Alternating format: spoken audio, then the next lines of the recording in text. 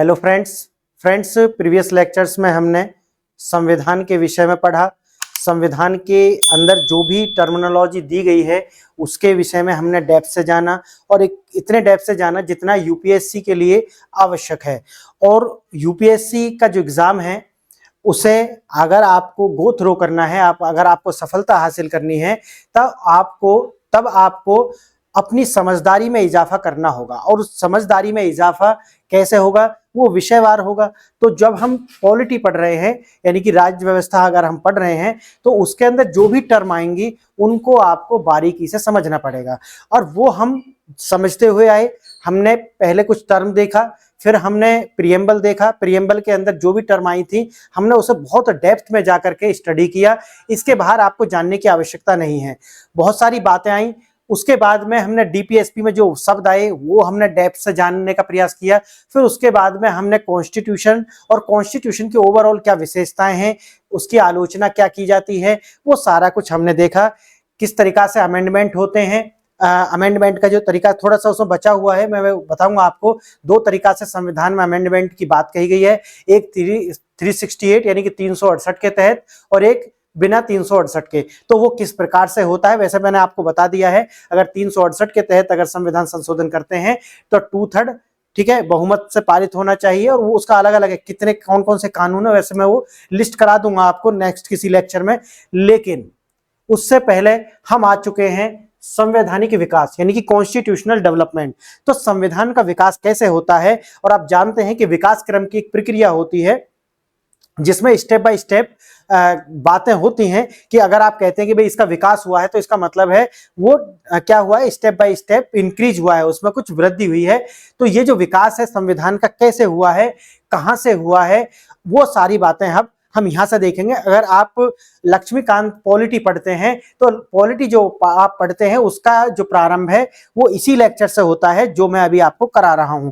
यानी कि हमारा जो ये 13th लेक्चर है यानी कि 13वां जो लेक्चर है, अगर आप लक्ष्मीकांत पढ़ते हैं तो लक्ष्मीकांत का ये पहला चैप्टर है। और जो पहला चैप्टर है उसकी शुरुआत होती है भारतीय संविधान का विकास यानी कि ऐतिहासिक यात्रा उसकी क्या रही है इससे।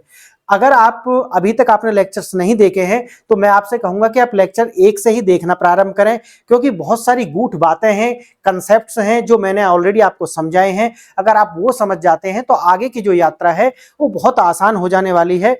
और वास्तव में फिर आप एक वास्तव में पॉलिटी के स्टूडेंट बन पाएंगे। यानी कि राज्य व्यवस्था के अभ्यर्थी या विद्यार्थी आपको बनना है तो फिर आप तभी बन पाएंगे जब आपको उसके बेसिक्स क्लियर हों। और बेसिक्स आपको क्लियर करना है तो लेक्चर नंबर 1 से लेकर के आप यहां तक आए। अगर आप देखते हैं तो मैंने जब आपको मॉडर्न हिस्ट्री यानी कि आधुनिक भारत का इतिहास पढ़ाया था तो वहां पर मैंने इस वाले टॉपिक को टच किया था। याद आ गया आपको? और नहीं आया है तो आप आधुनिक भारत का इतिहास जाकर के देखें, उसकी प्लेलिस्ट अलग बनी हुई है। और वहां पर मैंने आपको ये सारे भारत का जो संवैधानिक विकास है वो आता है मॉडर्न हिस्ट्री में और वो पॉलिटी में भी आता है। तो एक ओवरलैपिंग टॉपिक्स है। तो मैंने आपको उस टाइम पर भी बताया था कि जब मैं आपको कॉन्स्टिट्यूशन पढ़ाऊंगा तो हो सकता है कि मैं आपको ये बोल दूं कि आप ये वाले लेक्चर्स फॉलो कर लें, लेकिन मैं यहां पर भी कराऊंगा और मैंने वहां पर भी कराया है। तो मैं आपसे ये कहूंगा कि जब आप ये लेक्चर देख रहे हो तो मैं आई बटन में भी और एंड स्क्रीन पर यानी कि एंड स्क्रीन पर भी और आई बटन में भी मैं आपको, अभी आप ऊपर देखेंगे तो आपको आई बटन में भी वो लेक्चर दिख जाएगा जो आपको फॉलो करने हैं, ठीक है। और उस लेक्चर के बाद में पूरी प्लेलिस्ट जाकर के उसका देख लेना कि सारे लेक्चर्स, क्योंकि वहां मैंने और भी डेप्थ में कराए हैं और यहाँ पे जो मैं करा रहा हूं अब हम इसकी विकास यात्रा पर आगे बढ़ जाएंगे। मैंने आपको यह भी बताया था उस समय पर कि जो आप नोट्स बनाएंगे वो आप कैसे बना रहे होंगे। अगर आपने नहीं देखा है तो एवरीथिंग नाउ अबाउट यूपीएससी नाम का एक प्लेलिस्ट है इसी चैनल पर, और आप उसमें जाकर के देखेंगे। दूसरा ही लेक्चर जहां तक है वो how to make notes scientifically, एक ये लेक्चर है। और एक लेक्चर मॉडर्न हिस्ट्री में जब मैं करा रहा था मैंने वहां पर बनाए थे और उसका टाइटल जो थंबनेल है वो भी आपने देखा होगा, अगर आप ऐसे नोट्स बनाओगे तभी बन पाओगे डीएम और एसडीएम। आप इन दोनों लेक्चर्स को कंबाइन करके देखना है आपको और देखना है, और ये भी आपको उसे देखने के बाद समझ में आएगा कि हमें नोट्स कैसे बनाने हैं। तो मैंने आपको बताया था कि जो नोट्स होने चाहिए वो कैसे होने चाहिए, आपके A4 साइज पेपर पर नोट्स होने चाहिए। पहले ही पेज पर आपको क्या करना है, उसका पाठ्यक्रम जरूर लिखना है। पाठ्यक्रम लिख लेना है। अगर आप मॉडर्न हिस्ट्री के नोट्स तैयार कर रहे हैं तो पहले पृष्ठ पर आपको क्या करना है, पेज 1 पर आपको उसका सिलेबस लिख लेना है। फिर वहां के बाद में आपको लूज नोट्स बना करके चलने हैं और जो भी मैं टॉपिक करा रहा हूं, अभी जैसे मैं आपको कराऊंगा रेगुलेटिंग एक्ट, तो रेगुलेटिंग एक्ट के अंदर जो भी मैं प्रावधान आपको लिखाऊंगा, मानो ये पेज है और इस पेज में आपने यहां लिख दिया रेगुलेटिंग एक्ट, और रेगुलेटिंग एक्ट के अंदर मैंने आपको कोई 5 बिंदु मानो लिखाए, है ना। ये 5 बिंदु के बाद में जो जगह बचेगा, मानो थोड़ी सी जगह बचा, तो आप ये जगह खाली छोड़ दें। दूसरा जो एक्ट है वो यहां पर ना लिखें, इसके बैक साइड में जाकर के आपको दूसरा एक्ट लिखना है। समझ गए आप मेरी बात। तो इसके अब ये क्यों छोड़ दें, क्योंकि मैंने आपको बताया था कि जब हम इसके अपडेट लेक्चर्स लेकर के आएंगे तब मैं यहां पर हो सकता है कि इस एक्ट में कुछ ऐसे भी और कुछ बातें हों जो मैं आपको लिखाऊं, जो एग्जाम के लिए महत्वपूर्ण हो। इसीलिए मैं कहता हूं कि ये आप जरूर छोड़ देना, इसे आप पूरा का पूरा भरना नहीं है। ओपन हैंडेड नोट्स बनाने हैं, यानी कि लूज नोट्स बनाने हैं आपको। ये बातें हम सारी बातें कर चुके थे, और क्योंकि मैं ये ऐसे नोट्स बनवा क्यों रहा हूं, क्योंकि मेरी स्ट्रेटजी है हम लिमिटेड रिसोर्सेज से, यानी कि लिमिटेड बुक्स जो होती हैं, जो सब बच्चे पढ़ते हैं वही बुक आप पढ़ेंगे, लेकिन उन बुक्स के साथ में हम कैसे टॉप कर सकते हैं, ये मेरी स्ट्रेटजी थी। आप देखेंगे एवरीथिंग नाउ अबाउट यूपीएससी में, जो हमारा पूरा जो प्ले लिस्ट है उसमें जाकर के आप देखेंगे, तो ये मैंने आपको बताया है कि कैसे हम लिमिटेड रिसोर्स के साथ में टॉप करेंगे। और उसकी रणनीति मैंने आपको बताई थी कि जैसे कि अभी ये लेक्चर आ रहे हैं, इसके बाद में जैसे मानो हमारा मॉडर्न हिस्ट्री पूरा हो गया या हमारा इंडियन पॉलिटी पूरा हो गया, पूरा होने के बाद में फिर मैं क्या करूंगा, उनके अपडेट लेक्चर, उनके जो अपडेट लेक्चर होंगे वो मैं लेकर के आऊंगा। और अपडेट लेक्चर्स जो होंगे उनमें हम सिर्फ वो कार्य कराएंगे कि जो पॉइंट मैंने आपको, मानो जैसे रेगुलेटिंग एक्ट है, इसके अंदर मैंने जो भी पॉइंट लिखा है, अब मुझे लगता है कि एक या 2 पॉइंट ऐसा है, या न्यूज़पेपर में आया है या किसी टेस्ट सीरीज में आया है, वो पॉइंट अगर मुझे मिलता है जो मैंने नहीं लिखाया है, सिर्फ वो मैं 1-1, 2-2 मिनट की, 5-5 मिनट की वीडियो डालूंगा। इस चैनल पर इतना ही कार्य रह जाएगा जब हमारा पूरा जो सिलेबस है पूरा हो जाएगा, जो कि मैंने आपसे बोला था सीरीज 360 डेज के अंदर, 360 डेज के अंदर हम ये पूरा करने वाले हैं। ये मैंने आपसे बोला था, याद है आपको ये वाली बात, मैंने आपको बोला था कि 360 डेज के अंदर हम ये पूरा कराएंगे। लेकिन लोगों ने अभी इतना साथ दिया नहीं है, क्योंकि चैनल की जो आउटरीच है वो बहुत ज्यादा है नहीं अभी, लेकिन हम इंतजार करेंगे। जल्दीबाजी कुछ हमें है नहीं, हमें तो सिर्फ कंट्रीब्यूट करना है। यूपीएससी के जो अभ्यर्थी हैं, खासकर हिंदी माध्यम के लिए हमें कंट्रीब्यूट करना है। और जब हम कंट्रीब्यूशन की बात करते हैं तो वहां हम फिर अपेक्षा नहीं रखते, एम्बिशंस नहीं होती वहां पे। तो मेरी कोई एम्बिशंस नहीं है और मैं इसकी अपेक्षा नहीं रखता। तो मैंने क्या कर दिया कि भाई मैं कार्य करता रहूंगा, लेकिन इंटेंसिटी हम कम कर देते हैं और मैं उसी पे चल रहा हूं। आपने देखा होगा अब 2 दिन में एक लेक्चर आता ही आता है, कभी मैं रेगुलर भी डाल देता हूं। ऐसा करता मैं इसलिए हूं ताकि लोगों तक ये वीडियो आउटरीच हो, कम से कम भाई 500 लोग, 400 लोग, 300 लोग, कुछ लोग तो देखे ना, तो वो जो लोग नए जुड़ेंगे फिर इसी तरीका से एक लेक्चर डाल दूंगा। तो ये तरीका है, और बाकी एक तरीका ये है कि आप इसे शेयर करें, लाइक करें, सब्सक्राइब करें और एक बार में पूरी वीडियो देखें। अगर आपने वीडियो पर क्लिक किया है और वीडियो अगर मानो 70 मिनट का वीडियो है, तो मैं आपसे कहूंगा कि 35 मिनट अगर जरूर आप देखना। अगर 15 मिनट का वीडियो है तो हो सके तो 10 मिनट या 7, 7.5 मिनट जरूर देखना इसको। ये तरीका है, आप भी इसमें किस तरीका से प्रमोट कर सकते हैं इस वीडियोस को, ठीक है। ये नहीं कि आपने क्लिक किया और फिर उसको वॉच लिस्ट में डाल दिया कि ठीक है बाद में देख लूंगा, बाद में नहीं है। अगर आप नहीं भी सुन रहे हैं तो उसका वॉल्यूम क्या कर दें, डाउन कर दें और उसे चला करके रख दें। इतना कंट्रीब्यूशन आप कर सकते हैं अगर आप यूपीएससी की तैयारी कर रहे हैं तो, ठीक है। अब ये सारी बातें हमारी भूमिका हो गया, हमने भूमिका आपको जमा दिया कि अब हम क्या करने जा रहे हैं। हम संवैधानिक विकास पढ़ेंगे और मैंने आपको बता दिया कि इसके साथ साथ हिस्ट्री के जो लेक्चर्स हैं वो आपको इसके पैरेलल फॉलो करने हैं, और नोट्स कैसे बनाने हैं वो भी लेक्चर्स मैंने आपको बता दिए। अब हम चलते हैं अपने मेन टॉपिक की ओर, और आज का जो टॉपिक है वो है हमारा रेगुलेटिंग एक्ट 1773। जैसा कि आप जानते हैं पॉलिटी आपने पढ़ी है, लक्ष्मीकांत का पहला चैप्टर आपने पढ़ा है, और नहीं पढ़ा है तो मैं आपको बता देता हूं 16वीं शताब्दी में यानी कि 1600 ईस्वी में ईस्ट इंडिया कंपनी को चार्टर मिलता है, और चार्टर मिलता है इस बात का कि आप जाकर के जो पूर्व है, पूर्व मतलब कि अगर वेस्ट से आप देखेंगे, अगर आप इंग्लैंड से देखेंगे तो इंडिया पूर्व की ओर पड़ेगा, तो आप पूर्व में जाकर के व्यापार कर सकते हैं। इसका उनकी जो सरकार है, जो राजा है, रानी है, उनसे उनको क्या मिला, एक परमिट मिला, एक पत्र मिला जिसे उन्होंने चार्टर पत्र कहा, और उसके ही साथ वो भारत की ओर आते हैं, ठीक है। अभी आप इतना समझे क्योंकि मैं जाकर के इसे डेप्थ में भी समझा सकता हूं, इसके पीछे रीजन क्या रहे कि वो समुद्र के रास्ते से आए। पहले वो आते थे अनातोलिया और तुर्की के जो रास्ते आते थे, ग्रीस के रास्ते आते थे, लेकिन ऐसा क्या हुआ कि फिर वो समुद्र के रास्ते आना प्रारंभ हुए। वो सारी बातें हम हिस्ट्री में डिस्कशन कर चुके हैं और आप हिस्ट्री के लेक्चर्स देखेंगे अगर आप उन्हें जानने में इच्छुक हैं।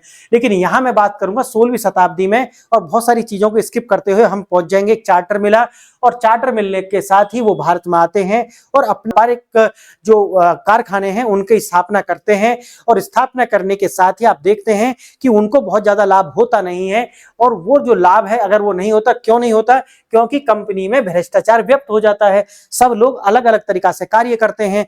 और वो जो राजाओं से परमिट मिले थे, वो मैंने हिस्ट्री में डिस्कशन करा है कि किस तरीका से जो मुगल थे उनसे उन्होंने प्रपत्र प्राप्त किए थे, जिसके माध्यम से वो फ्री ट्रेड कर सकते थे कुछ स्टेट्स के अंदर। तो उनका उन्होंने दुरुपयोग करने लगे थे उसके अधिकारी, जिससे कंपनी को घाटा आने लगा था। और वो जो घाटा है उसी की वजह से वो इंग्लैंड से फिर पैसा उधार लेने की बात करते थे। इसे देखते हुए वहां की सरकार ने उनके लिए अलग से रेगुलेट करने के लिए एक्ट बनाने प्रारंभ कर दिए कि भाई कोई एक्ट होना चाहिए। क्योंकि अगर आप कंपनी बनाए हैं, जैसे कि संविधान में मैंने आपको बताया कि एक देश है तो उसके लिए कुछ रूल एंड रेगुलेशंस होने चाहिए ना भाई, कैसे चलना है, क्या बर्ताव करना है, कैसा रहना है, क्या फॉलो करना है। ये सारी बात के लिए मैंने बताया था कॉन्स्टिट्यूशन होता है। इसी तरीका से ये छोटे छोटे जो एक्ट होते हैं, अगर हम इन सबको साथ जोड़ दें तो वो सारे कॉन्स्टिट्यूशन का रूप ले लेते हैं। इसी तरीका से उसे चालू करने के लिए, उनको रेगुलेट करने के लिए एक्ट लाए जाते हैं, कुछ रेगुलेशन लाए जाते हैं, जिनको ये एक्ट और रेगुलेशन कहते हैं। मैं आपको बताऊंगा ये सारे साथ साथ, ठीक है। अब आप देखेंगे सबसे पहले इस पर काबू करने के लिए कि जो ये घाटा हो रहा है, जो ये भ्रष्टाचार व्याप्त है, इस पर लगाम कैसे लगाई जाए, इसके लिए वो लेकर के आते हैं 1773 में रेगुलेटिंग एक्ट 1773। और ये जो रेगुलेट का मतलब आप जानते होंगे कि उसको रेगुलेट करना है, चलाना है, संचालन करना। तो आप लिखेंगे पहला लिखेंगे आप रेगुलेटिंग एक्ट।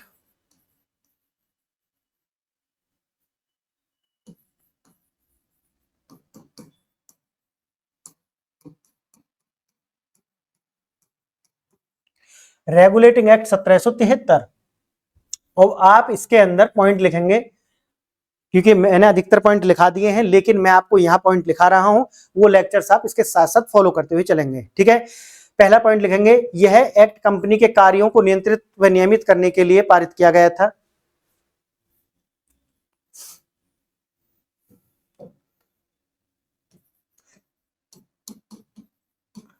यह एक्ट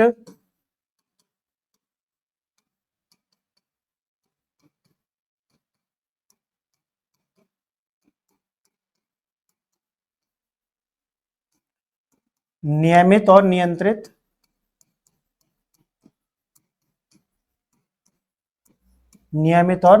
करने के लिए पारित किया गया था। दूसरा पॉइंट आप लिखेंगे इसमें, एक्ट से केंद्रीय प्रशासन की नींव रखी गई। इस एक्ट से क्या किया गया? केंद्रीय प्रशासन की नींव।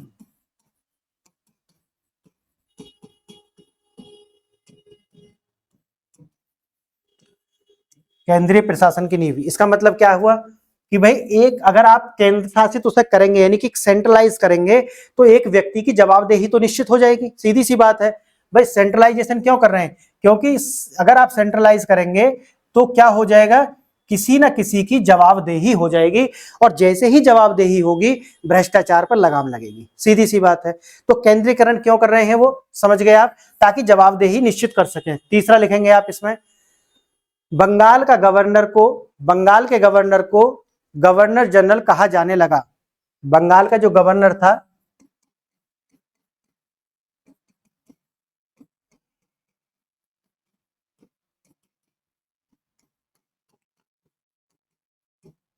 गवर्नर को अब क्या कहने लगे? Governor general. और पहला गवर्नर जनरल कौन बना था बोलिए आप? Warren Hastings.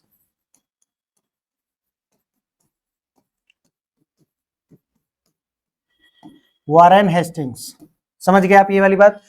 तीसरा पॉइंट आप लिखेंगे इसमें। चौथा पॉइंट, तीसरा पॉइंट हो गया हमारा, बंगाल का गवर्नर जनरल को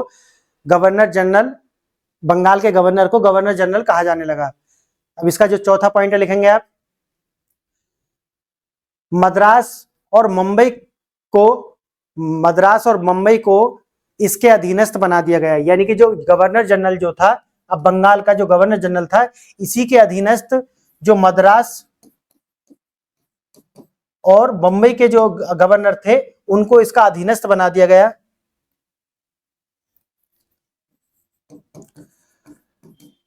मुंबई को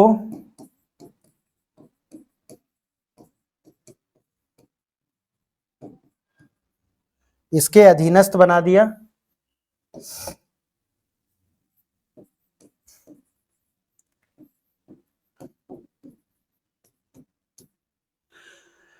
ठीक है, इसके अधीनस्थ बना दिया।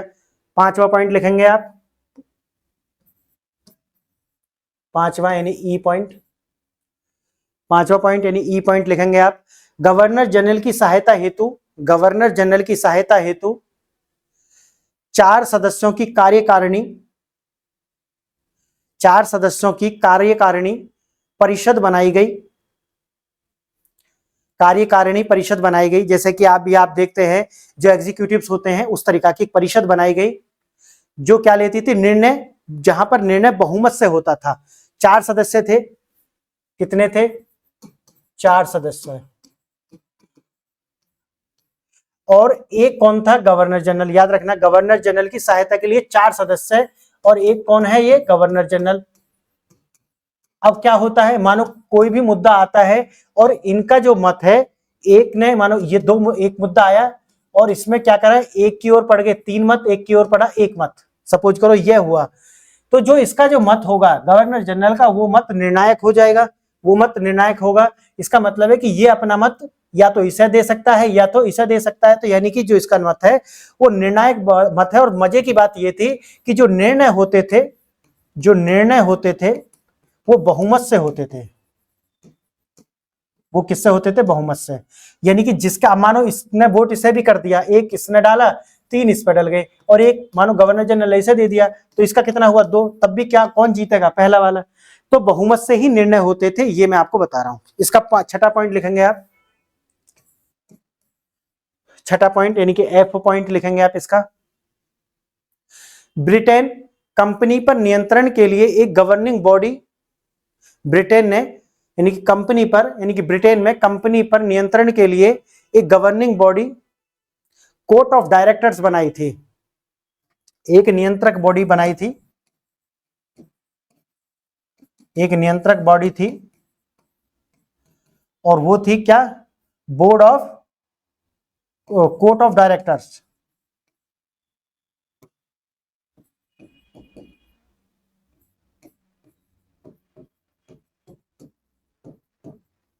कोर्ट ऑफ डायरेक्टर, और इसे हम बार बार शॉर्ट फॉर्म में लिखेंगे सीओडी। ठीक है, सीओडी यानी कोर्ट ऑफ डायरेक्टर्स। तो ये कंपनी पर नियंत्रण के लिए गवर्निंग बॉडी बनाई थी जिसका नाम था कोर्ट ऑफ डायरेक्टर्स। इसीलिए मैं बोल रहा हूं क्योंकि आगे एक बॉडी आएगी बीओसी, इनकी बोर्ड ऑफ कंट्रोल। ठीक है, देखेंगे उसे भी। नेक्स्ट जी पॉइंट यानी कि 7वां पॉइंट क्या है,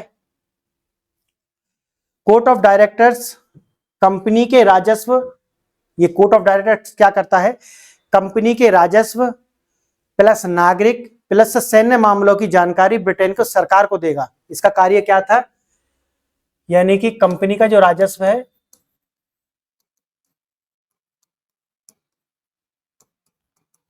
कंपनी के राजस्व प्लस नागरिक, यानी कि नागरिक मामलों की जानकारी प्लस सैन्य मामलों की जानकारी, सैन्य मामलों की जानकारी, ये किसको देता था, ये सारी इंफॉर्मेशन गवर्नमेंट ऑफ ब्रिटेन, यानी ब्रिटेन की गवर्नमेंट को देता था। किसको देता था, ब्रिटिश सरकार को।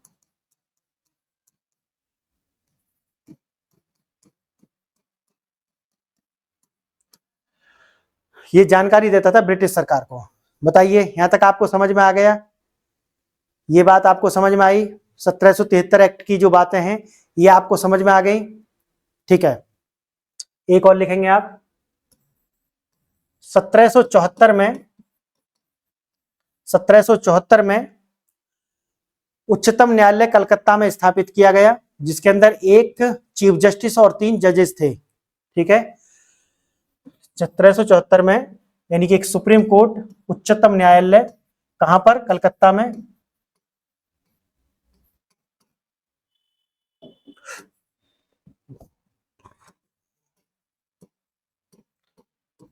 कलकत्ता में, जिसमें कौन था, एक सीजेआई यानी कि चीफ जस्टिस और 3 क्या थे, जजेस थे, 3 जजेस थे, ठीक है, तो टोटल 4 थे।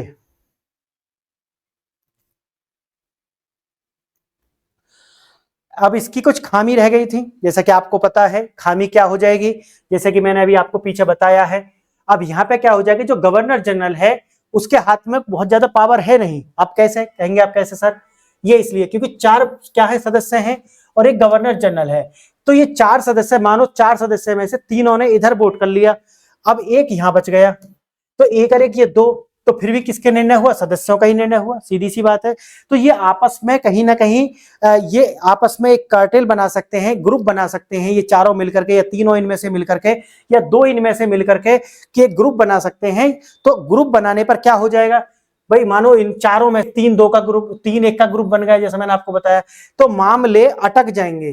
देखो मामले क्या हो जाएंगे, अटक जाएंगे। तो जो गवर्नर जनरल है उसकी जो पावर है कहीं ना कहीं उसमें समस्या आ गई, ठीक है, तो वो निर्णय ले नहीं पा रहा। जैसा कमी आप इसमें लिखेंगे, कमी क्या है, कमी क्या है, पहला तो है कि जो गवर्नर जनरल है, गवर्नर जनरल व 4 सदस्यों की समस्या,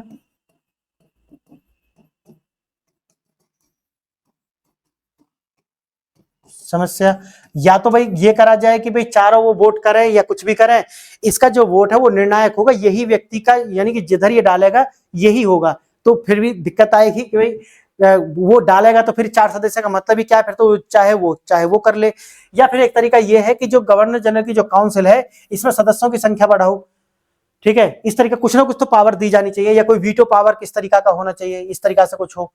और जो हमारा जो गवर्नर जनरल है, ठीक है, और जो सुप्रीम कोर्ट जो इन्होंने बनाया है, इसके बीच के भी टकराव आने लगे, यानी कि सुप्रीम कोर्ट और गवर्नर जनरल के बीच के टकराव,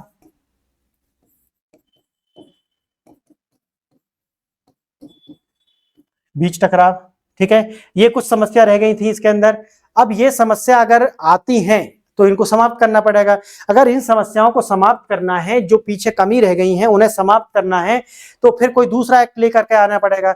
और दूसरा एक्ट लेकर के ये आते हैं एक्ट ऑफ सेटलमेंट 1781। तो इस सेटलमेंट को दूर करने के लिए दूसरा एक्ट आता है, और जो दूसरा एक्ट है वो क्या है, एक्ट ऑफ सेटलमेंट।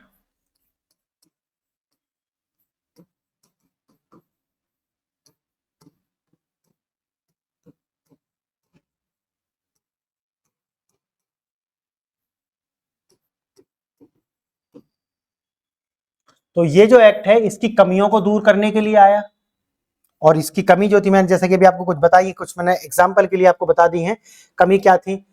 अब आप देखेंगे इसमें भी इसी तरीका से आप ऐसे लिखेंगे, इसका क्या है, इसके जो प्रावधान है, कंपनी के कर्मचारियों के शासकीय कार्य को सुप्रीम कोर्ट के क्षेत्र अधिकार से बाहर किया गया, क्योंकि जो सुप्रीम कोर्ट दखल दे रहा था ना कि भाई ये मत करो वो मत करो, ओवर रीच वाला जो मामला है जो आज भी आप देखते हैं, इसी तरीका से उस टाइम पर भी जो सुप्रीम कोर्ट था वो भी दखलबाजी दे रहा था। तो इसीलिए क्या किया गया, इसमें जो कंपनी के कर्मचारी थे, तो जो उनका जो शासकीय कार्य है, ठीक है ना, जो ऑफिशियल वर्क है उनका, उसको जो सुप्रीम कोर्ट है इसके क्षेत्र अधिकार से बाहर रख दिया। समझ गए आप। दूसरा पॉइंट, गवर्नर जनरल द्वारा बनाए गए नियमों का पंजीकरण आवश्यक नहीं, ये भी कर दिया कि भाई अगर कोई रूल बनाता है गवर्नर जनरल तो उसका रजिस्ट्रेशन होना बहुत ज्यादा जरूरी नहीं है। तो दूसरा था गवर्नर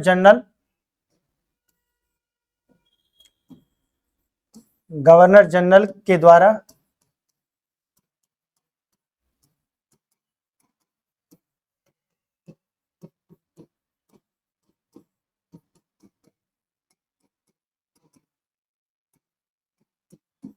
पंजीकरण आवश्यक नहीं।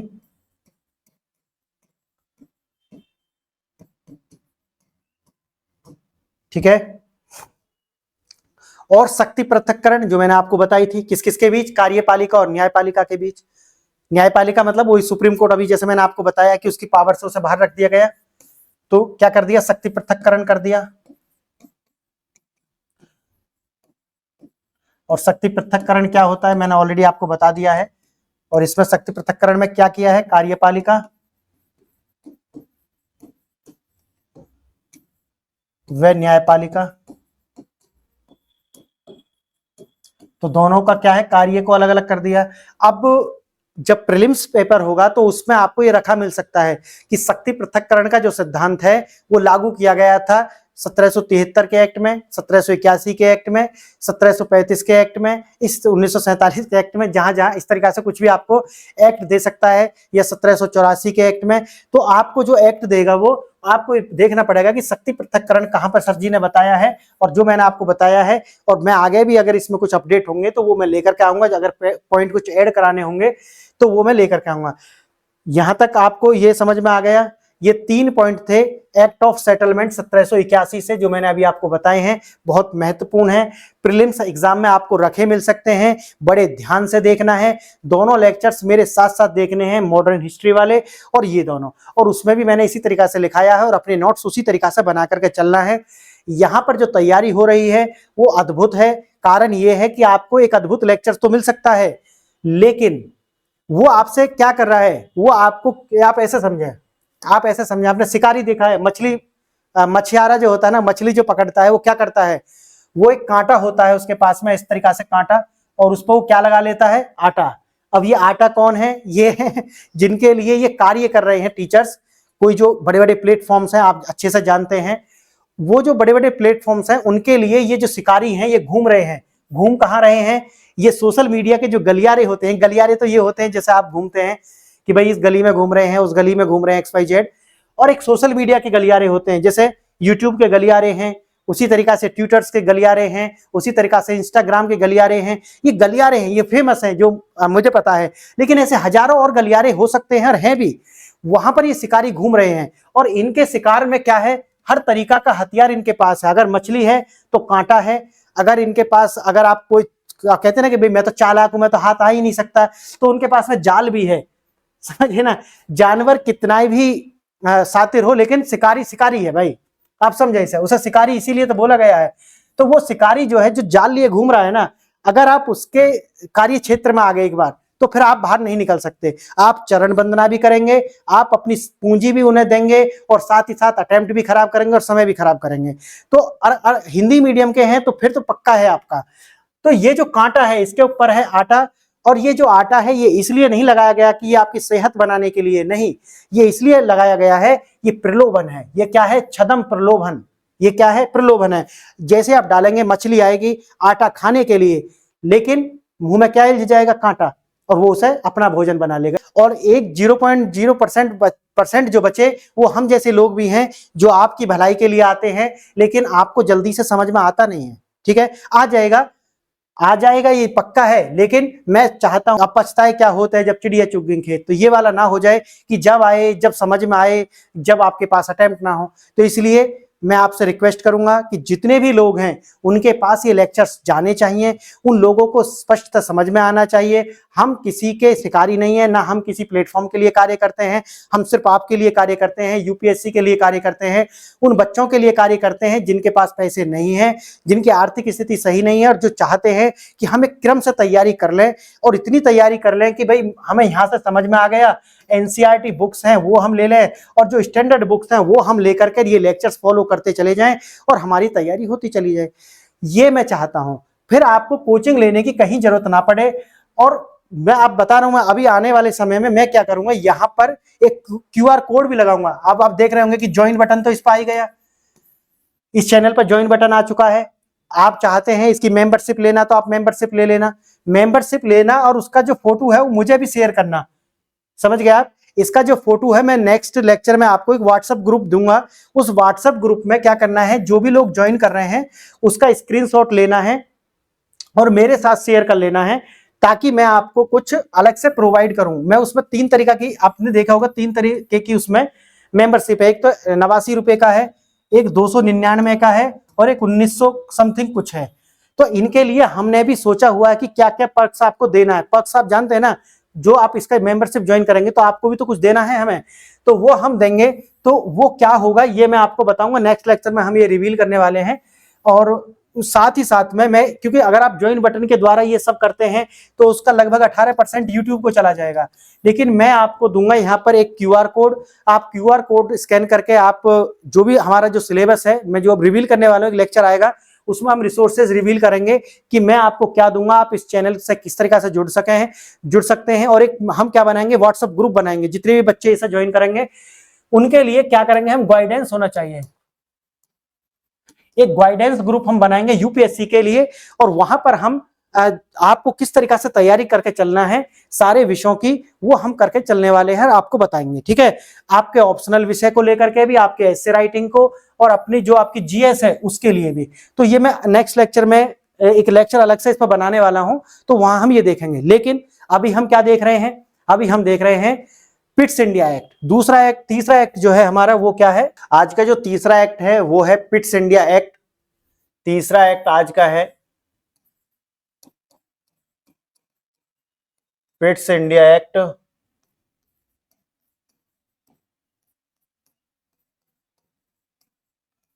1784। तो पिट्स इंडिया एक्ट 1784 क्या है और इसके प्रावधान क्या हैं?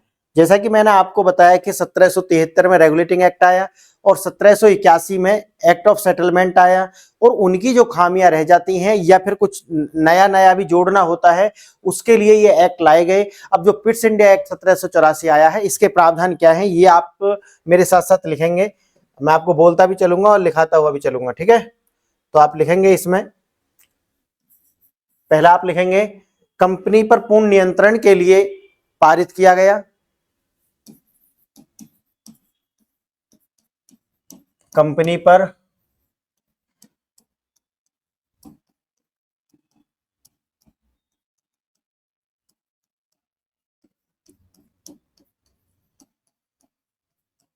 पारित किया गया। दूसरा लिखेंगे आप पॉइंट इसमें, कोर्ट ऑफ डायरेक्टर अब व्यापारिक संबंधित मामले को देखने लगा, यानी कि जो सीओडी हमने आपको बताया था, code of director, code of director जो है वो क्या देखने लगा, व्यापार संबंधी मामले।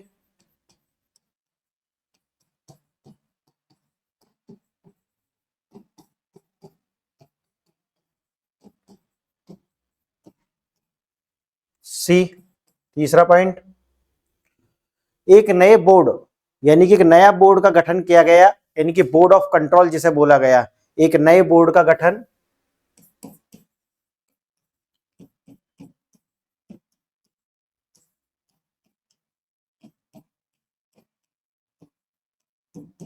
ये है बोर्ड ऑफ कंट्रोल, इसे हम बीओसी बोलेंगे, जैसे मैंने इसे आपको बताया कि उसको हम सीओडी बोलेंगे, इसे बीओसी बोलेंगे, ठीक है? तो प्रश्न आता है कि बीओसी यानी कि बोर्ड ऑफ कंट्रोल किस एक्ट के तहत बनाया गया है ना, बोर्ड ऑफ कंट्रोल किस एक्ट के तहत बनाया गया?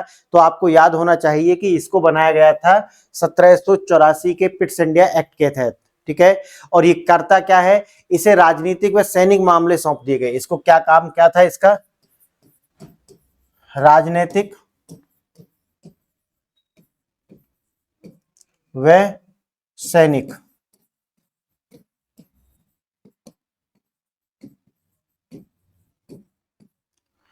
नेक्स्ट डी पॉइंट इसका, चौथा पॉइंट है इसका, बोर्ड ऑफ कंट्रोल 6 सदस्य उसमें नियुक्त किए गए।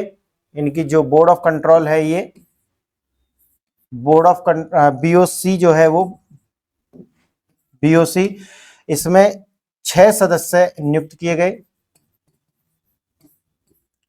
और इसमें क्या था कि एक तो था, आप ऐसे ऐसे ऐसे देख सकते हैं, इसमें एक था स्टेट सचिव, ठीक है? एक तो इसमें एसओएस यानी कि स्टेट सेक्रेटरी, और एक चांसलर ऑफ एक्सचेकर,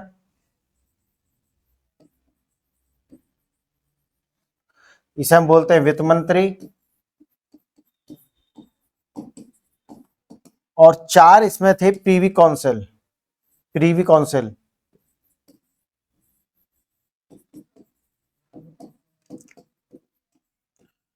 और ये कार्य क्या था इन प्रीवी काउंसिल्स का, ये जो किंग था, ब्रिटेन किंग, उसको सलाह देने के लिए जो बोर्ड था उसमें थे ये एक 4 प्रीवी काउंसिल से थे।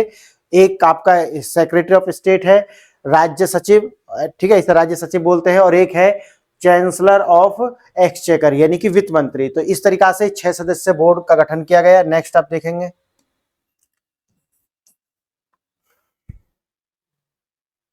कंपनी के अधीन एरिया अब ब्रिटिश आधिपत्य एरिया कहलाने लगा, यानी कि जितना कंपनी के तहत एरिया आता था, यानी कि कंपनी का जो एरिया है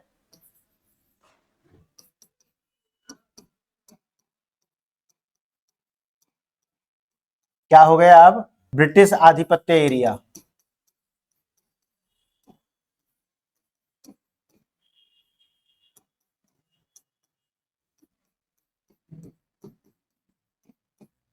ब्रिटिश आधिपत्य एरिया कहलाने लगा।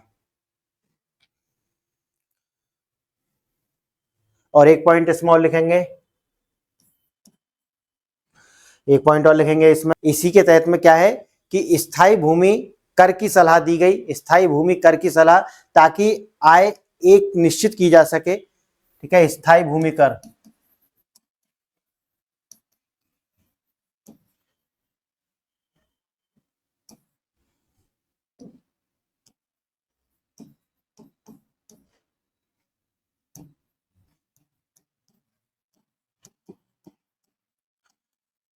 स्थायी भूमि कर की सलाह, ताकि क्या किया जा सके, जो आय है वो एक निश्चित आय में आय उनके पास, इसीलिए ऐसा किया गया।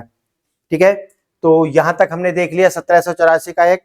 1786 का एक्ट भी हम देखेंगे, 84 के बाद में 86 का एक्ट है, तो वैसे से आप ऐसे ही लिख लेंगे 1786 का एक्ट। 1786 का एक्ट, और इसके क्या प्रावधान है ये भी आप देख लेंगे। पहला है कार्नवालिस, कार्नवालिस हेतु लाया गया, यानी कार्नवालिस के द्वारा लाया गया, कार्नवालिस के द्वारा लाया गया। ये लाया इसलिए गया था ताकि कार्नवालिस को कुछ विशेष शक्तियां दी जा सकें, ताकि वो खुलकर के कार्य कर सके। इसीलिए उसने डिमांड की थी कार्नवालिस ने कि भाई मुझे कुछ स्पेशल पावर्स चाहिए, इसके लिए ये जल्दी से एक्ट लाया गया था। और 1786 का एक्ट इसे बोलते हैं, तो आप लिखेंगे कार्नवालिस के लिए इसे लाया गया या कार्नवालिस हेतु लाया गया।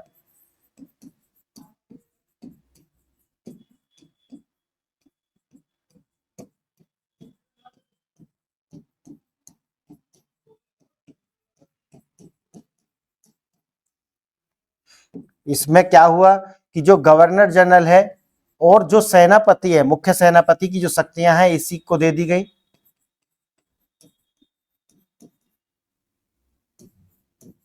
मुख्य सेनापति की जो शक्ति हैं इसे दे दी गई।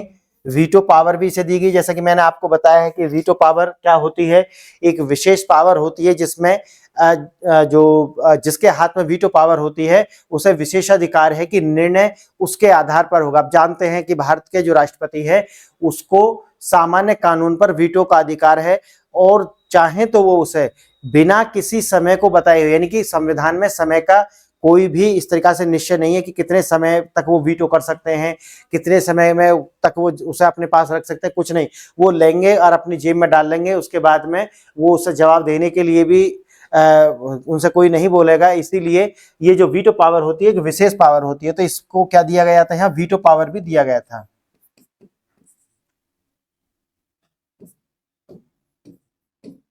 वीटो पावर, यहां तक बताइए आपको समझ में आ गया। एक छोटा सा एक्ट है ये 1786 का। क्यों लाया गया था, क्योंकि कार्नवालिस ने बोला था कि भाई मैं कार्य तो करूंगा लेकिन मुझे कुछ विशेष शक्तियां चाहिए। तो ये जो 3 शक्ति हैं याद रखना इन्हें, ये कौन से एक्ट के द्वारा 3 शक्तियां कार्नवालिस को दी गई थी, पूछ सकता है एग्जाम में। और ये वो 3 शक्तियां थी, तो याद रखना है। एग्जाम ओरिएंटेड है, प्रीलिम्स के लिए ज्यादा महत्वपूर्ण है, मुख्य परीक्षा के लिए इतना महत्वपूर्ण ये नहीं है। उसके बाद हम चलते हैं अपना चौथा एक्ट। चौथा एक्ट हमारा क्या है,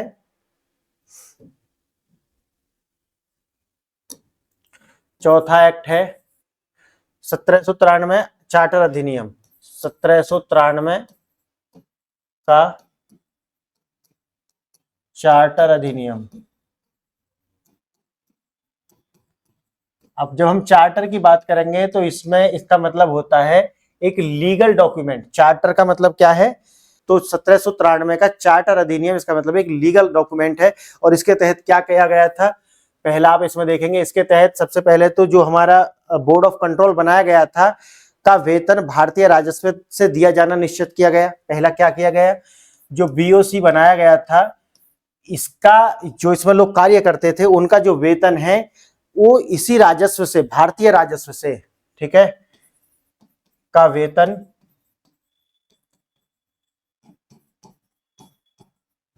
भारतीय राजस्व से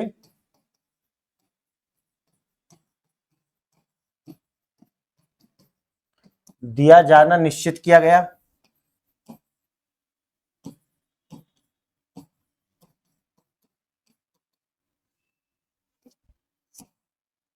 तो दिया जाना निश्चित किया गया। दूसरा है गवर्नर जनरल की शक्तियां बढ़ाई गई। दूसरा इसमें क्या किया गया, गवर्नर जनरल की शक्तियां बढ़ाई गई, ठीक है, शक्तियां बढ़ाई गई। ये दो कार्य है, ये 1793 का जो चार्टर अधिनियम है इसके द्वारा ही की गई।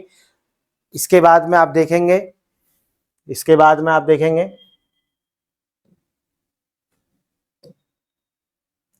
पांचवा है 1813 का चार्टर अधिनियम,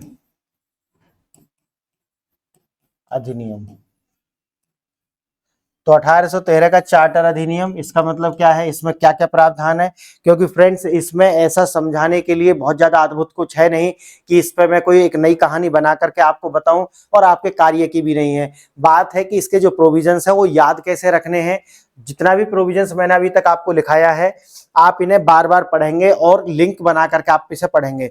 यानी कि जैसा कि मैंने आपको एक लेक्चर में बताया भी था कि एक मेथड होता है राइम मेथड, राइम मेथड से याद रख सकते हैं। अब जो भी जैसा 1793 का चार्टर अधिनियम है, इसमें दो बातें हैं, बीओसी का वेतन भारतीय राजस्व से दिया जाना, तो 1793 चार्टर अधिनियम, तो 1793 से आप पहले तो जो मैंने नंबर से आपको बताया था कि भाई नंबर के साथ में आप एक तो इमेज बना लें अपने दिमाग में कि 17 के लिए क्या कहते हैं, 93 के लिए क्या कहते हैं। उसके बाद में भारतीय राजस्व से उनको जो बीओसी के जो कार्यकर्ता हैं उनको जो वेतन है वो दिया जाना, और गवर्नर जनरल की शक्ति बढ़ाई जाना। तो इसको आप राइम मेथड से इसे जोड़ेंगे और उसको याद रखने का प्रयास करेंगे। बस ये दो कार्य आपको करना है, और इसका और कोई ऐसा तरीका नहीं है कि जो हम आपको इसे याद कराएं, ये याद करने पड़ेंगे। और ये कैसा होगा कि अगर आप 2-3 बार इसे एक टाइम पर, एक टाइम फ्रेम में आप इसे रिवाइज करते हैं 2 से 3 बार, ठीक है, तो ये एकदम आपको याद हो जाने वाला है। ऐसा कुछ नहीं है कि ये रॉकेट साइंस आपको याद नहीं होगा, 2-3 बार याद आपको करना ही होगा। अब हम देखते हैं कि 1813 का चार्टर अधिनियम और इसके अंदर कौन कौन से प्रोविजन हैं। पहला प्रोविजन आप लिखेंगे, पहला प्रोविजन है कंपनी का व्यापारिक, लिखेंगे कंपनी का व्यापारिक एकाधिकार समाप्त किया गया चीन व चाय के अलावा, यानी कि चाय और चीन देश के साथ और चाय के अलावा जो है इसका जो बाकी जितने भी एकाधिकार हैं वो समाप्त कर दिए गए। तो एकाधिकार का मतलब ये है कि अभी तक क्या हो रहा था, जैसे कि मैंने आपको बताया, ये बदलाव क्यों आ रहे हैं। आप ऐसा सोचें कि ये जितने भी एक्ट आ रहे हैं ये बार बार बदलाव क्यों आ रहा है, क्योंकि इंग्लैंड में मैंने आपको जैसे बताया था कि 16वीं शताब्दी में रानी के द्वारा दिया गया था क्या, उनको एक चार्टर, और उस चार्टर के तहत वो ईस्ट में आकर के व्यापार कर सकते हैं। किसके बिहाफ पे करेंगे, किसके बिहाफ पे करेंगे, राजा रानी के बिहाफ पे करेंगे। अगर उनको यहाँ पे कोई मदद चाहिए तो वो राजा रानी के द्वारा जो उनको चार्टर दिया गया था वो यहाँ के जो मुगल्स थे उन्हें दिखा करके कहेंगे कि हम तो वहां के राजा के द्वारा भेजे गए हैं, तो उनको कुछ ना कुछ संरक्षण मिल जाएगा। समझ गए ना आप इस बात को। तो वाकई जब जैसे जैसे ये इवॉल्व होता जाएगा 1600 और हम पहुंच गए हैं 1813 में। आप देखो अगर 1600 से आप बात करें तो 1813, इसका मतलब है कि जो इंग्लैंड का जो समाज है वो भी क्या कर रहा था, लगातार डेवलप कर रहा था। अभी तक इनको एकाधिकार था क्योंकि एक ईस्ट इंडिया कंपनी थी। अब जब मैं ईस्ट इंडिया कंपनी की बात करता हूं तो मैं बता रहा हूं 99% लोग ये सोचते हैं कि एक ईस्ट इंडिया कंपनी थी, जबकि ये बिल्कुल गलत है। बहुत सारी ईस्ट इंडिया कंपनी थी, इंग्लैंड से ही बहुत सारी ईस्ट इंडिया कंपनी थी। इसका मतलब है कि उनको कहीं भारत में आकर यानी कि ईस्ट में आकर व्यापार करने का अधिकार था। लेकिन मैंने जैसा आपको बताया कि जो पहली ईस्ट इंडिया कंपनी थी पहली ईस्ट इंडिया जो कंपनी थी उसको विशेषाधिकार थे, और ये विशेषाधिकार ये थे कि आप वहां पर जाकर के क्या करेंगे, व्यापार करेंगे, वहां पर अपना राजनीतिक हस्तक्षेप करेंगे और अपने उसको कॉलोनी बनाएंगे। ये उनका माइंडसेट क्लियर था। भारत के लोग क्लियर नहीं थे, लेकिन वो अपने आप में क्लियर थे। अब जो क्लियर है, जिसका विजन, भाई सीधी सी बात है, राज तो वही करने वाला है। तो ब्रिटिश के साथ में यही है कि आप देखेंगे अगर यूरोप से आने वाली शक्तियों की आप बात करते हैं तो पुर्तगाली, फ्रेंच, डच ये सब आए, लेकिन अंग्रेज क्यों रुके?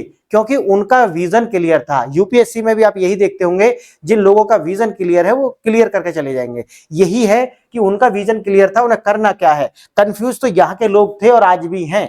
इसीलिए यहाँ के लोगों की अपनी प्रॉब्लम हो सकती है, लेकिन उनकी अपनी कोई प्रॉब्लम ऐसी थी नहीं। तो जो उनको विशेषाधिकार चार्टर मिला हुआ था, उससे वहां के जो व्यापारी वर्ग था वो भी परेशान था। भाई एक कंपनी में सारे लोग तो नहीं समा सकते, अपने अपने डिफरेंसेस होते हैं। तो उन्होंने भी ये कहा कि हमें भी इसमें हिस्सा चाहिए, और इसमें हिस्सा हमें भी ऐसे ही चार्टर चाहिए, और इनके जो विशेषाधिकार हैं ये खत्म किए जाने चाहिए। तो ब्रिटेन की सरकार पर अपना दबाव, तो उन्होंने इस दबाव में आकर के ईस्ट इंडिया कंपनी जो पहली वाली थी जिसे विशेषाधिकार दिए गए थे, उनके विशेषाधिकार छीनने प्रारंभ कर दिए। 1793 से आप देखेंगे, 1793 से ही एक कारण तो मैंने आपको बताया था जब हम रेगुलेटिंग एक्ट की बात करते हैं कि वो इंग्लैंड से जाकर के पैसा उधार ले रहे थे। भाई इसीलिए तो उनको इस तरीका के चार्टर दिए गए यहाँ पर रहने के लिए कि आपको यहाँ से बुलियंस नहीं ले जाने हैं। बुलियंस है जैसे कि सोने चांदी के आभूषण, यही तो आते थे और उसको खरीद करके यहाँ से वो कपड़े और जो मसाले और कीमती जो और वस्तुएं थी वो लेकर के जाते थे, लकड़ी लेकर के जाते थे, बहुत सारी वस्तुएं थी जो वो लेकर के जाते थे। तो उसको बुलियंस ला करके नहीं ले जाना, बल्कि आपको यहाँ आना है, अपनी पॉलिटिकल इंटरफेरेंस यहाँ पे करना है, और पॉलिटिकल इंटरफेरेंस करने के बाद में इसे कॉलोनी बनाना है, और फिर इसके जो रिसोर्सेज हैं उनका क्या करना है, शोषण करना है, और उसको यहाँ से सीधा इंग्लैंड पहुंचाना है। आ गया बात समझ में? इसे लेकर के वो क्लियर थे। अब जो दूसरे जैसे कि उत्तरायण में आपने देखा, एक तो कारण ये मैंने आपको बता दिया क्योंकि वो अभी भी वहां से उधार ले रहे थे, इसीलिए रेगुलेटिंग एक्ट लेकर के आए ताकि भ्रष्टाचार कम हो। लोग अपने विषय में नहीं बल्कि किसके विषय में सोचे, जो अपना मूल देश है जिसके लिए वो यहाँ भेजे गए हैं उसे सोचे, अपना अपना हित ना सोचे, सिर्फ भ्रष्टाचार में ना लगे रहे। अगर ऐसा है। दूसरा, जैसे मैंने आपको बताया अभी कि एक ईस्ट इंडिया कंपनी थी, एक ईस्ट इंडिया कंपनी जो मुख्य पहली थी, लेकिन बहुत सारी और ईस्ट इंडिया कंपनी आ रही थी, बहुत सारे उद्योगपति ब्रिटिश से इधर की ओर आ रहे थे और उनको भी इसमें से हिस्सा चाहिए था। अगर वो हिस्सा नहीं देते तो वो बगावत कर सकते थे। आप समझ रहे हैं इसे? तो इसी से बचने के लिए ये सारे एक्ट्स आप देखेंगे कि जो मुख्य ईस्ट इंडिया कंपनी है उसका रेगुलेशन बढ़ाया जाएगा, उसके जो अधिकार हैं, जो विशेषाधिकार जो मैं बोल रहा हूं, विशेषाधिकार कम किए जाएंगे। अब जैसे 1813 के एक्ट में आप देखेंगे तो इसमें सबसे पहले क्या करा है कि उसके व्यापारिक विशेषाधिकार जो है वो खत्म किए गए। तो एकाधिकार समाप्त किया गया है, मोनोपोली समाप्त की गई है, ताकि और को भी जो और ईस्ट इंडिया कंपनी है उन्हें भी इसमें हिस्सा मिल सके। तो पहला क्या है, पहला लिख लिया आपने, कंपनी का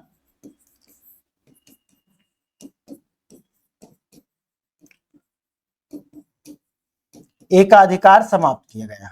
कि दो वस्तुएं, दो बातें छोड़ करके, कौन सी? एक तो चीन देश छोड़ दिया, चीन के साथ वो एकाधिकार था उन्हें, और दूसरा एक वस्तु है चाय, ठीक है, और चाय का वो एकाधिकार था। तो ये वाली बातें दो छोड़ दी गई। बाकी धीरे धीरे आप देखेंगे इसको वो जो डिसेंट्रलाइज से करना प्रारंभ करेंगे। इसका मतलब है कि और लोगों को भी इसमें हिस्सा चाहिए। दूसरा क्या था इसका? शिक्षा का अधिकार। अब ये बात अब देखेंगे, इसे मैं आपको कराऊंगा तो सही ही से, शिक्षा का अधिकार।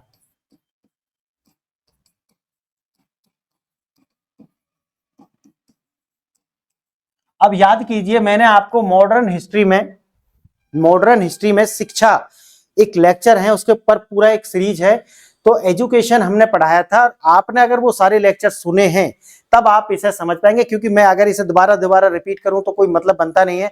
मैं कहूंगा आपसे मॉडर्न हिस्ट्री के एजुकेशन वाले जो लेक्चर हैं वो आप जरूर सुन लेना। शिक्षा का अधिकार क्या था और वो क्यों आया था, जैसे मैंने आपको बताया था, वर्धा जैसे एक्ट आए थे और भारत के जो लोग थे वो भी शिक्षा को लेकर के कार्य कर रहे थे। अगर भारत के लोग स्वयं की शिक्षा पर कार्य करते तो सीधी सी बात है कि जो यहाँ पर ये ब्रिटिश जो रह रहे थे वो क्या है कि ये नहीं कर पाते। क्या? क्योंकि ये जो शिक्षा है, देखो ये शिक्षा क्यों लेकर के आ रहे हैं, क्योंकि दो कारण हैं इसके। पहली बात तो है कि जिस तरीका से कंपनी विस्तार कर रही है, इसमें जो लोग लगेंगे, यानी कि कुछ क्लर्क होंगे, क्लर्क की वर्क के लिए, यानी कि नीचे जो लोग ज्यादा होते हैं, आप जानते होंगे जो हमारी वर्किंग मशीनरी होती है वो इस तरीका से होती है, ट्राइंगल के शेप की होती है या पिरामिड टाइप की होती है, यानी कि नीचे ज्यादा लोग होते हैं। जैसे जैसे आप टॉप की ओर जाएंगे तो लोगों की संख्या कम होती जाएगी। तो जो टॉप रैंक के अधिकारी हैं वो तो ब्रिटेन से आ सकते हैं, जो टॉप रैंक के अधिकारी हैं वो ब्रिटेन से सप्लाई कर सकते हैं, लेकिन ये जो नीचे की जो भीड़ है, ये जो नीचे की भीड़ है, ये सारी इंग्लैंड से नहीं आ सकती, आप समझे इसे। तो इस वर्ग के लिए कुछ शिक्षित लोगों की आवश्यकता है। अब शिक्षा कैसी दी जानी चाहिए ये मैंने अच्छे से आपको डिटेल में बताया हुआ है, वहां पर भी दोनों में टसल हो गया था। एक चाहते थे कि पूरी तरीके से ब्रिटिश शिक्षा दी जाए और दूसरे चाहते थे कि नहीं, ब्रिटिश शिक्षा नहीं दी जानी चाहिए इतनी जितना कि इनकी कॉलिक्वल लैंग्वेज जो है, यानी कि भारतीय भाषाओं में शिक्षा होनी चाहिए। ये सारा मैं करा चुका हूं। अब मॉडर्न हिस्ट्री के जो लास्ट वाली यूनिट है, 5 या 6 जो भी यूनिट है वो पूरी देख लेना, मैं एंड स्क्रीन पर उसे लगा दूंगा। आप जैसे ये लेक्चर समाप्त होगा आप उसे जाकर के देख सकते हैं, अगर आप इस वाले पॉइंट को समझना चाहते हैं कि शिक्षा का अधिकार क्यों। ठीक है, क्योंकि वो चाहते थे कि भारत के लोगों को ऐसी शिक्षा देना है जो देखने में तो भारतीय लगे, लेकिन वास्तव में उनकी जो सोच है वो कंपनी के साथ जुड़ी हो, यानी कि उनके हित जो हैं वो कंपनी के साथ जुड़े हुए हों, उनकी जो मरना जीना है वो कंपनी के साथ जुड़े हो, यानी कि हर तरीका से वो कंपनी के प्रति लॉयल रहें, देखने में भारतीय हों लेकिन अंदर से अंग्रेज हों। समझ रहे हैं ना आप, यानी कि देखने में भारतीय हों लेकिन अंदर से अंग्रेज हों, इस तरीका की शिक्षा देनी चाहते थे।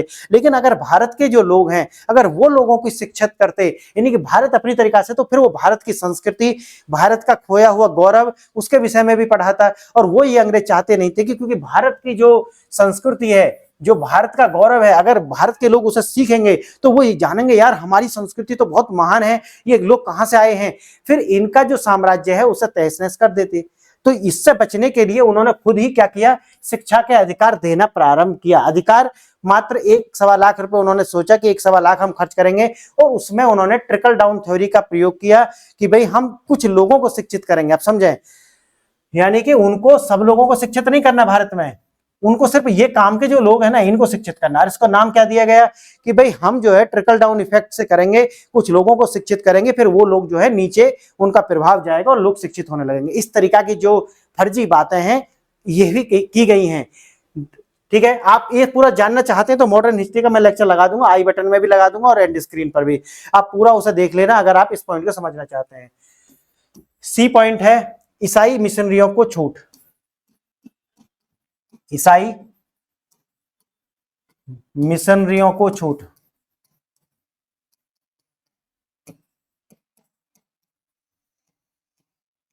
आप जानते हैं ये भी मैं बता चुका हूं, अगर आप मॉडर्न हिस्ट्री का पहला ही लेक्चर आप देखेंगे पहली यूनिट का, तो मैंने वहां बताया था कि किस तरह से अनातोलिया तुर्की यहां से जो रास्ता था वो बंद हो गया था।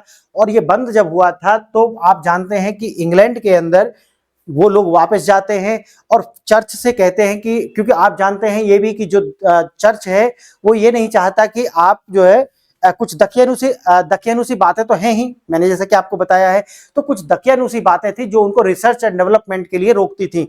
आप ये जानते हैं कि अमेरिका का एक जीनोम प्रोजेक्ट था, ये एक प्रोजेक्ट था जिसमें फंडिंग होनी थी, लेकिन पादरी जो होते हैं यानी कि ईसाई मिशनरी जो होते हैं उनके दबाव में वो फंडिंग नहीं हो पाई थी, क्योंकि कुछ दकियानुसी बातें हैं जो आज भी हैं और उस टाइम पे एग्जिस्ट करती थी।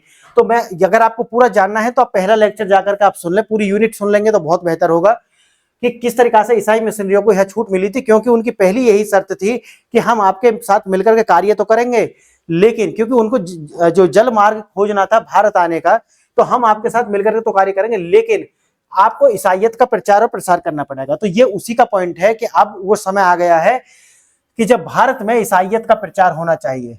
अब आप समझ गए, अब्राहिमिक रिलीजन है उनका सबसे पहला जो मोटिव होता है कुछ करने का वो है उनका प्रचार और प्रसार।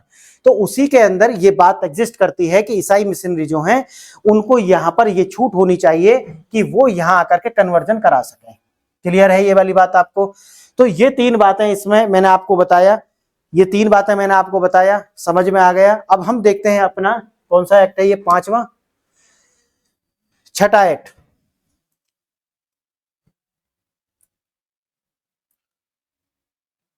छठा एक्ट क्या है? चार्टर एक्ट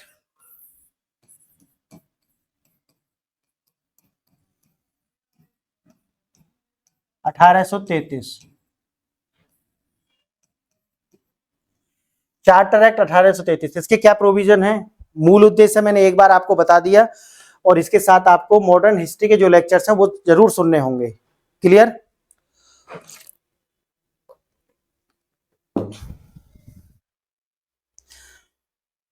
अब इसका जो प्रोविजन है वो आप देखेंगे जो महत्वपूर्ण है एग्जाम के लिए।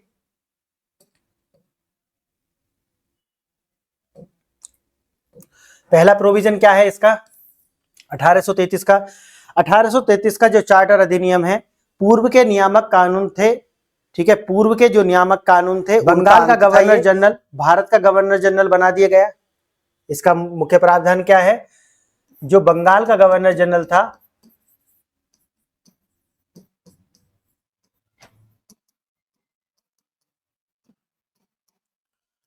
गवर्नर जनरल था, अब उसको क्या बना दिया, भारत का गवर्नर जनरल।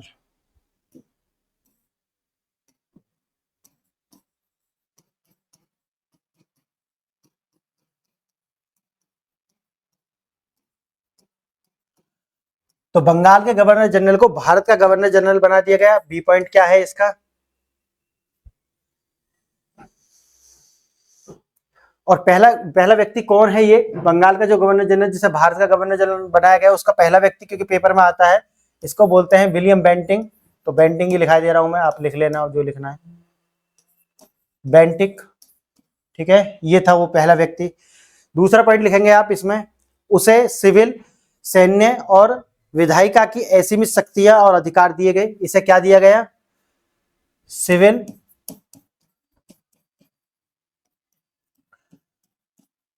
सैन्य प्लस विधायिका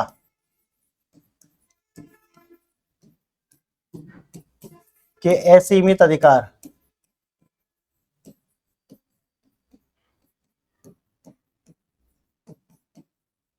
असीमित अधिकार, क्लियर है ये वाली बात, सिविल, सैन्य और इनके इससे विशेष अधिकार दिए गए। तीसरा पॉइंट,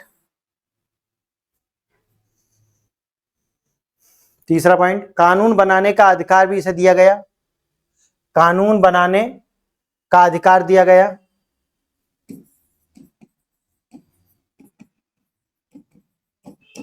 बनाने का अधिकार, और जो लॉर्ड मैकाले हो पहला लॉ मिनिस्टर था, यानी कि फर्स्ट लॉ मिनिस्टर, ये इसमें है, वो कौन है, Lord Macaulay, Lord Macaulay. D point, company केवल प्रशासनिक मामलों को देखेगी, व्यापारिक नहीं। अब क्या कर दिया इसमें, कंपनी केवल क्या करेगी, व्यापार, यानी कि क्या देखेगी, सिर्फ व्यापार प्रशासनिक मामले देखेगी।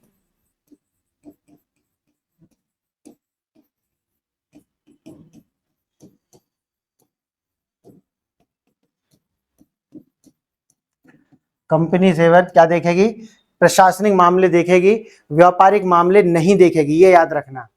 पांचवा पॉइंट, कास्ट, क्रीड और कलर के आधार पर भेदभाव नहीं होगा, ये सिर्फ पेपर पर है। वैसे तो इनकी जितनी भी अच्छी बातें होती थी वो सारी सिर्फ पेपर तक ही सीमित होती थी, अंदर नहीं जाती थी, क्योंकि ये इन्हें भी पता था कि ये सारे जो डॉक्यूमेंट हैं ये कहीं ना कहीं, ये जो सारे डॉक्यूमेंट हैं ये जमा हो जाएंगे जा करके, और आने वाली पीढ़ी इसे देखेंगी। अगर आप यहाँ पर नहीं लिख करके जाएंगे तो आप समझें कि आप आउट टू रिजेक्ट हो जाएंगे। आप समझें, क्योंकि ये जो कास्ट, क्रीड और कलर, ऐसा हो ही नहीं सकता कि जिन्होंने व्हाइट वर्डन थ्योरी दी हो वो कास्ट, क्रीड और कलर के आधार पर भेदभाव नहीं करेंगे। ये कितना बड़ा फ्रॉड है आप समझें, क्योंकि इन्हें भी इस बात का पता था कि ये सारे के सारे जो डॉक्यूमेंट्स हैं ये जाकर के आर्काइव में जमा हो जाने हैं, और आने वाली जो पीढ़ी है वो देखेंगे इनको, इनका अध्ययन करेंगे कि आपने किस तरीका से जो कॉलोनी बनाई थी उन पर जुल्म किए थे, क्या उनके लिए अच्छे कार्य किए थे, क्या बुरे कार्य किए थे, इन सारी बातों का डिस्कशन होगा। ये वो जानते थे, ये इतने शातिर लोग थे। तो उन्होंने जो, चलो आपको लिखना है क्योंकि पेपर में, क्योंकि आपके जो इतिहास है, मैं जैसा कि वहां पे मैंने बोला है, भारत का इतिहास इतिहास ना होकर के कुछ भी हो सकता है, क्योंकि भारत एक ऐसा देश है जिन्होंने इस देश पर जुर्म किए, जिन्होंने इस देश पर अत्याचार किए। आजादी के बाद में उन ऐसे लोगों का जमघट आकर के आपके बुद्धिजीवी के रूप में बैठ गया कि जिन्होंने इस देश की संस्कृति का कोई पता नहीं था, जिसे इस देश की प्रथाओं का कोई पता नहीं था, इस देश का कुछ पता ही नहीं था, और उन्होंने इतिहास लिखना प्रारंभ कर दिया। और ये उन लोगों की देन है जिन्होंने ये कार्य किए हैं। आप समझे, पूरा इतिहास आप पढ़ेंगे तो वास्तव में आप अगर जानते हैं, अगर आपको नॉलेज है, तो आप तिल मिला उठाएंगे ये क्या लिख रहे हैं लोग। और ये एनसीईआरटी में भी था, भगत सिंह, चंद्रशेखर, इनके लिए आतंकवादी जैसे शब्दों का प्रयोग इसी देश के इतिहास में हुआ है। आप समझे कि कैसा इतिहास इस देश का लिखा गया है और किन्होंने इस देश को, इतिहास को लिखा है, किस आधार पर लिखा है। आप इतिहास के लेक्चर्स देखेंगे तो आप समझ पाएंगे कि मैं कहना क्या चाह रहा हूं। अगर आप पूरा जानना चाहते हैं तो मेरे जो हिस्ट्री के लेक्चर्स हैं 6 यूनिट उसमें आ चुकी थी, लगभग 40-50 से ज्यादा लेक्चर हैं, आप जाकर के समय देखें। आगे भी लेकर के आएंगे, देखेंगे। इसमें देखें, इसमें कास्ट, क्रीड और कलर, यानी कि जाति, नस्ल और रंग के आधार पर भेदभाव नहीं किया जाएगा, ऐसी बात थी। दासों की दिशा सुधारने का निर्देश, समझ रहे आप, दासों की दशा, जिन्होंने दास प्रथा शुरू की, वो दास जिन्होंने बनाए उनकी दशा सुधारने की, वही लोग कह रहे हैं, यानी कि जिन्होंने दास बनाए वही कह रहे हैं कि इनकी दशा सुधारने के निर्देश, यानी कि इनको निर्देश दिए गए हैं। अभी सुधारने के तो क्या करेंगे, जैसा कि मैंने आपको बताया भी है, दासों की दशा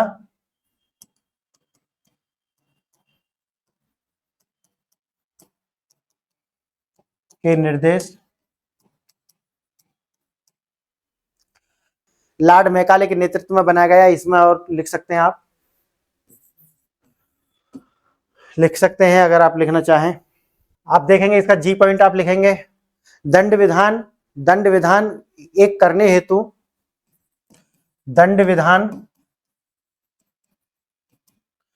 एक करने हेतु, कोडिफाइड करने हेतु,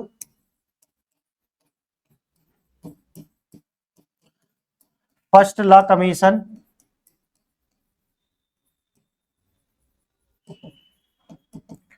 कमीशन 1834। और कौन था, किसके नेतृत्व में आया था, मैकाले।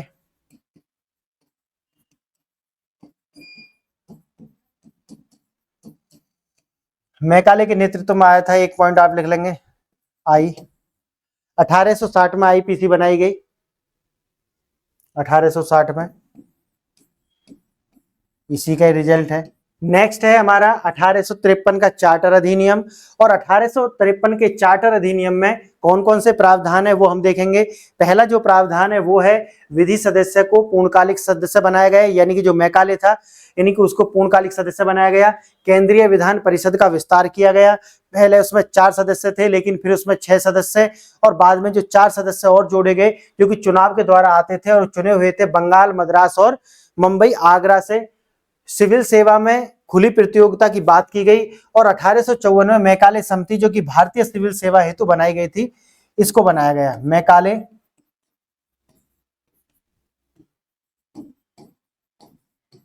मैकाले समिति क्यों बनाई गई थी, ये याद रखना। मैकाले समिति कभी कभी पूछ लेता है एग्जाम में, समिति का नाम देकर के, इसका कार्य क्या था, तो ये है भारतीय सिविल सेवा हेतु।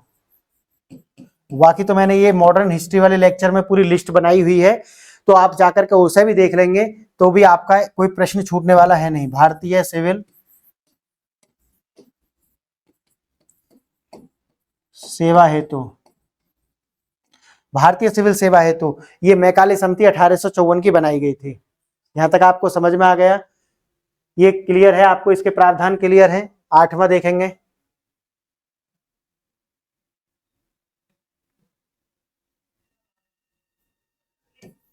8वां है भारतीय शासन अधिनियम 1858।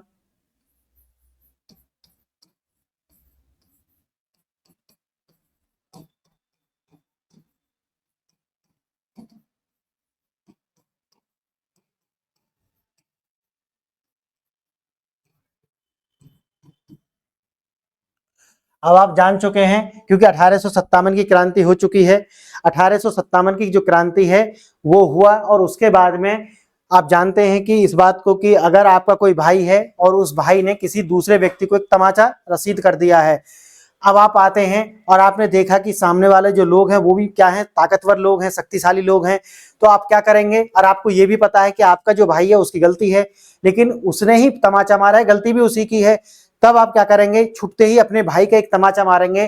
क्यों मारेंगे? क्या वैसा आप मानना चाहते थे? बिल्कुल नहीं, क्योंकि आपकी ही वजह से उसने सारा कार्य किया है।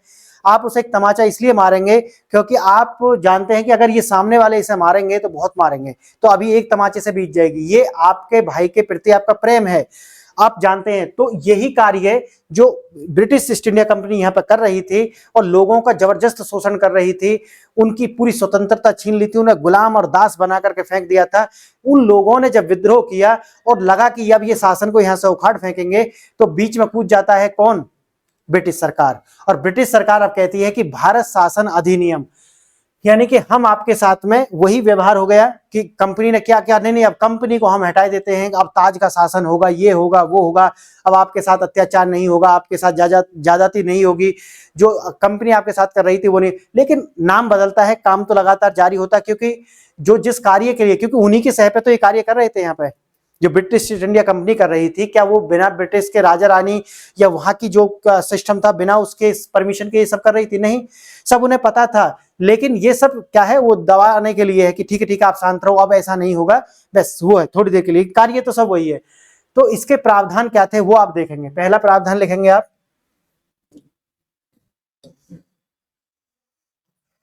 पहला लिखेंगे कंपनी का शासन समाप्त।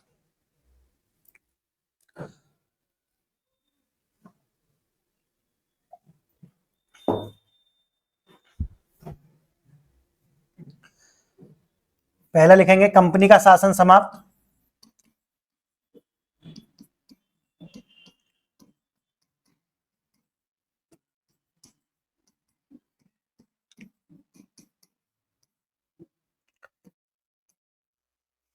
दूसरा लिखेंगे कोर्ट ऑफ डायरेक्टर और बोर्ड ऑफ कंट्रोल समाप्त। यानी कि ये सब क्यों हो रहे हैं? नाम बदले जाएंगे, काम वही होगा। ये दोनों के दोनों क्या हो गए? ये भी समाप्त, ये भी समाप्त। तीसरा, गवर्नर जनरल को वायसराय, जो गवर्नर जनरल है, ठीक है, जो गवर्नर जनरल था, अब उसको क्या बना दिया गया? वायसराय बना दिया गया, उसे वायसराय बना दिया गया। और पहला वायसराय कौन बना? Lord Canning. Lord Canning. चौथा पॉइंट, चौथा पॉइंट, ब्रिटिश ताज का प्रत्यक्ष शासन। ब्रिटिश ताज का प्रत्यक्ष शासन।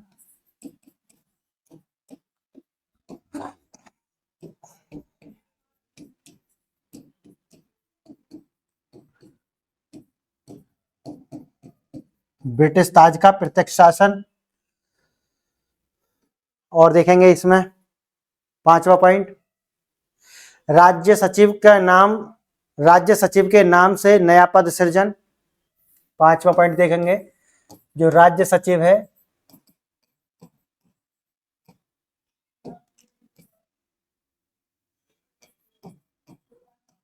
राज्य सचिव के नाम का पद सृजित, पद सृजित।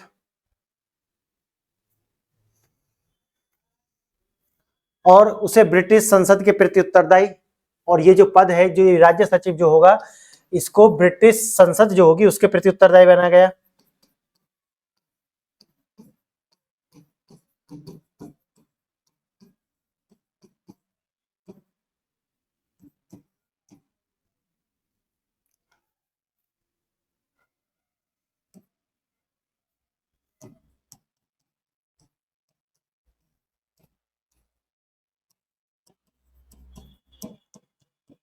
उत्तरदायी बनाया गया। नेक्स्ट, छठा पॉइंट, राज्य सचिव परिषद बनाई गई। जो राज्य सचिव था ये, इसके लिए एक परिषद, 15 सदस्य थे इसके अंदर।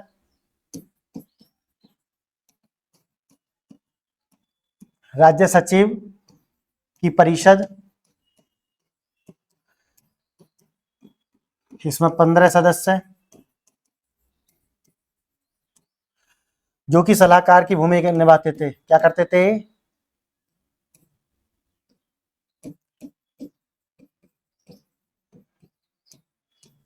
सलाहकार की भूमिका